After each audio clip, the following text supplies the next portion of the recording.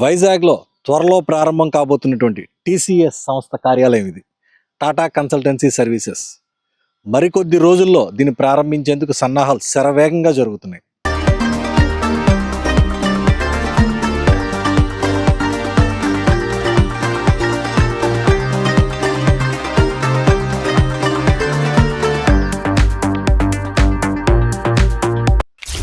IT hill number 3పై దీని ప్రస్తుతం తాత్కాలికంగా ఏర్పాటు చేయబోతున్నారు. తర్వాత శాశ్వత భవనం ఏర్పాటు అవుతుంది.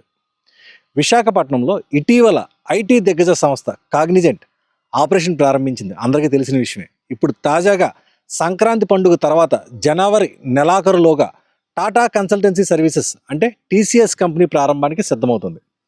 కాగ్నిజెంట్ కంటే ముందే ఈ టీసీఎస్ సంస్థకు బిల్డింగ్ అలాగే భూమి కేటాయించిన అనివార్య కారణాలతో ఆపరేషన్లు ఆలస్యమయ్యాయి.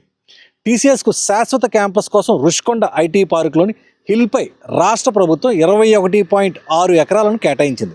1 ఎకరం 99 పైసలు చొప్పున ఇచ్చింది. ఆ ఆఫర్ చూసి కాగ్నిజెంట్ ముందుకు వచ్చింది. వెనుక వచ్చిన ముందే కార్యకలాపాలు మొదలుపెట్టేసింది.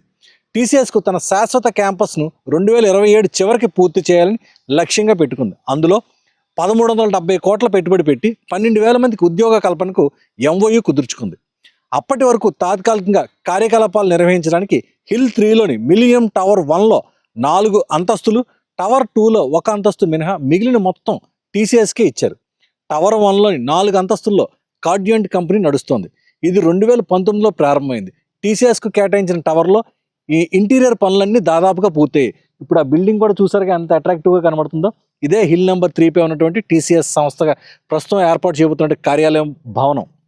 మొత్తం మీద వైజాగ్లో వస్తున్న ఐటీ కంపెనీలతోటి వైజాగ్ రూపురేఖలే మారిపోతాయని చెప్పని ప్రజలంతా కూడా చాలా ఆశ్చర్యంగా హర్షం కూడా వ్యక్తం చేస్తున్నారు.